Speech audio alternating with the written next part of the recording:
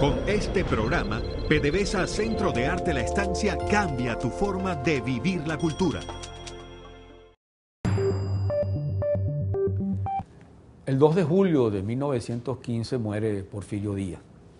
Porfirio Díaz, como casi todo el mundo sabe, fue el gran dictador de México en las últimas décadas del siglo XIX y comienzo del siglo XX hasta la Revolución Mexicana, y fue sin duda uno de los personajes más importantes de ese México de la segunda mitad del siglo. Porfirio Díaz nació en 1830 y ya alrededor de los 20 años, había nacido en Oaxaca y era un personaje de origen mestizo, con rasgos bastante indígenas. Por cierto, una cosa que llama la atención con Porfirio Díaz es cuando uno sigue la secuencia de sus retratos y de las pinturas que se le hicieron, sobre todo cuando estaba en el poder, y uno encuentra cómo Porfirio Díaz experimenta un proceso casi de blanqueamiento. Es decir, del primer general Díaz, bastante moreno, con unos rasgos indígenas, con unos bigotes chorreados, caídos, se va convirtiendo en un personaje que se va blanqueando, y va llegando finalmente en las etapas finales a ser un personaje que casi parece un dictador europeo. Lo cierto es que él comienza su vida en Oaxaca, se vincula desde temprano a la lucha de los liberales, a la lucha justamente de Juárez y de los liberales contra los conservadores, participa en esas guerras de la Reforma del lado de los liberales y del lado de los juaristas.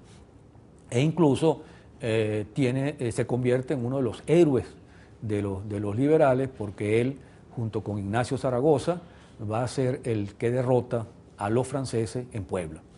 Puebla es la ciudad más conservadora, más reaccionaria y más católica de México, lo ha sido siempre, y justamente cuando México, invadido por las tropas napoleónicas que quieren llegar a Ciudad de México, están a punto de entrar al Valle de México, son las tropas mexicanas encabezadas por Zaragoza y entre las cuales juega un papel fundamental Porfirio Díaz, los que dan la batalla de Puebla y derrotan al ejército francés. Eso convierte a Porfirio Díaz en un gran héroe. Porfirio Díaz, luego del triunfo final de los liberales contra los conservadores y contra la invasión extranjera, luego del fusilamiento de Maximiliano, cuando Juárez llega al poder y aplica las leyes de la Reforma, y luego lo hace también Lerdo de Tejada, Porfirio Díaz tiene ambiciones presidenciales, se lanza como candidato presidencial, es derrotado, denuncia un fraude, y curiosamente su consigna para llegar al poder es la consigna que van a usar 35 años después contra él los revolucionarios mexicanos. La consigna de Porfirio Díaz es sufragio efectivo, no reelección. Con esa consigna se enfrenta a Juárez y se enfrenta a Lerdo, y finalmente él llega al poder en 1876, pero ya dejando de ser bastante liberal. Es decir, él logra acuerdos con la Iglesia, logra acuerdos con sectores más bien conservadores, y promete entonces una serie de medidas que, sin desmontar del todo los logros de los liberales, en buena parte de ellos sí son desmontados o mediatizados. A partir de 1876, Porfirio Díaz va a ser el dictador prácticamente absoluto de México hasta 1910-1911. En 1880 le cede el poder a Manuel González, a un general amigo de él, colaborador de él, lo que en la historia mexicana llaman el primer tapado, es decir, el monigote que pone un presidente que quiere conservar el poder sin ejercerlo directamente, pero influyendo en las decisiones del otro. Después del periodo de Manuel González, 1884, Porfirio Díaz vuelve al poder y ahí no hay más tapado.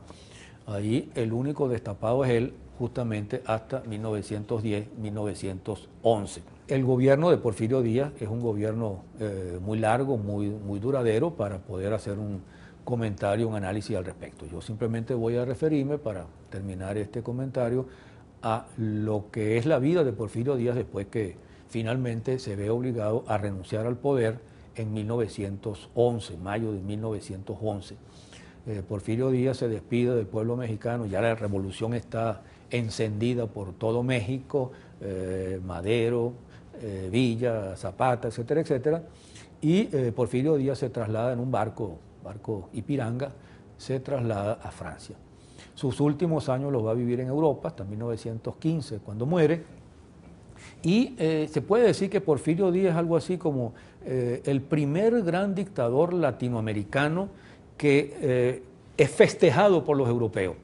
Porfirio Díaz se convierte en un personaje verdaderamente famoso en Europa, lo admiran los franceses, lo invitan a actos, a recepciones, se encuentra a viejos militares franceses que pelearon en la guerra, en la invasión de México y en la batalla de Puebla, que conversan con él, se entrevista con reyes, con los reyes, con el rey de España, se entrevista con el emperador de Alemania, visita Egipto, que es protectorado de los ingleses, y allí Lord Kitchener, el vencedor del Sudán y luego ministro de guerra, se entrevista con él y lo celebra, es decir, se convierte en una celebridad. El dictador latinoamericano celebrado por diversos países y reconocido durante cierto tiempo.